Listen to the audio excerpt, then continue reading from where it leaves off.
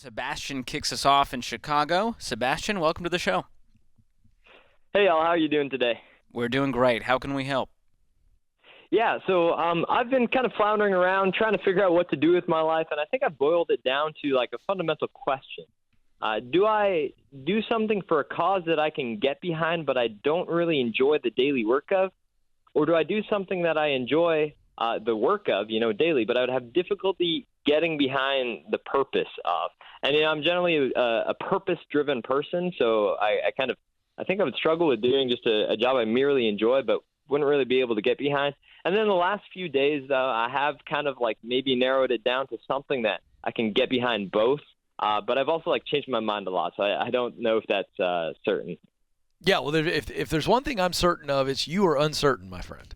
Thank you. Yeah, it's okay. It's okay. We're going to help you with that.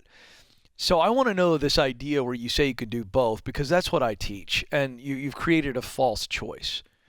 Do something that the work itself I enjoy, but the results of the work don't connect to my values, or do something where the results of the work connect, but I don't enjoy the work. That's a false choice.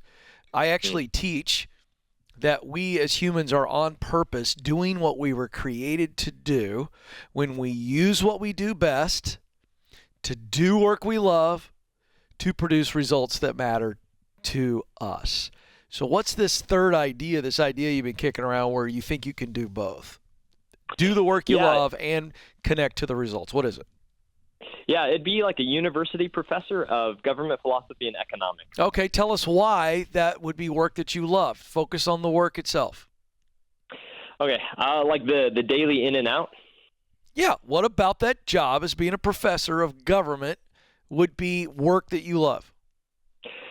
First of all, I love teaching people things. It's something I'm passionate about. I'm also phenomenal at studying. That's what I did throughout my own university career. So I'd also have the opportunity to study myself and then teach others and engage them in a way that would really challenge them to think. Like I could go and teach something like math, which is probably what I enjoy the most, but it's not something that I could really get behind. But something with government and economics, you have the opportunity to shape young minds and challenge others to think about the way that society is constructed, think about the way that governments are set up, and ask the question: is what we're doing the best way for the people? Okay. And that's especially because I've seen and I've been to other countries where it's just a mess, Okay, so you answered my next question, which is what are the values that position would allow you to connect with, and you just went ahead and answered that. So if you look at what I just said to you,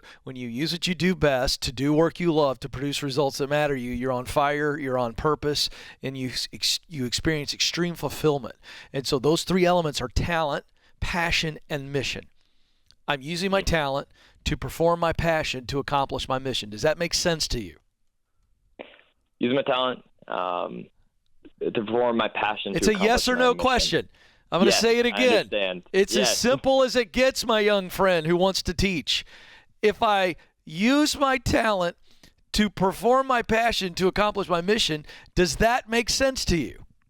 That makes sense. All right, then. Does the college professor of government and economics allow you to do that? Yes or no? And this is something that's I think so. We're so close. What do you mean you think so? What do you mean you think so? No, no. Now here's where the problem comes in. You're thinking instead of feeling. I'm not saying that's the only job for you where you can do that. But if we look at college professor of government and economics, we have to run it through that grid. It doesn't mean it's the only job for you, but it allows you to go, could I do that? Well, would I enjoy it, and would it produce results that matter to me? What's the answer, yes or no?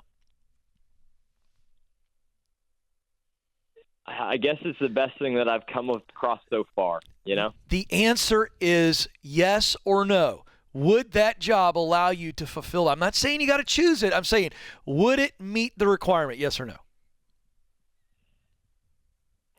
The answer is yes. The answer is yes. Just say yes for a second. Then I'm going to lead you further. Yes or no? Sure. Yes.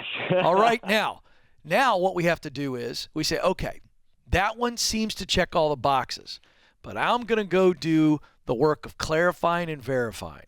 And here's what that means. You need to actually spend some time with a college professor. Coffee, lunch, talk to them, learn everything about the ins and outs of that job. The good, the bad, George, the ugly. And when you do that, Sebastian, that will then allow you to go ding, ding, ding, or eh. Does that make sense? Yes or no? That makes sense. All right. See, now we're not so locked up, right? Yeah. You don't have to get off this phone call and choose college professor. But I gave you a process by which you can know with tremendous clarity and confidence that this is what I want to do. That's been your jam. You've been all stuck on uncertainty, and I just gave you a process. So go spend time with college professors, and if it's a no, then we keep using that purpose statement plan. Let's give him, by the way, the Get Clear assessment. Hang on the line, Sebastian. We're going to give you a tool that's going to give you a great high-level job description. It's called the Get Clear assessment.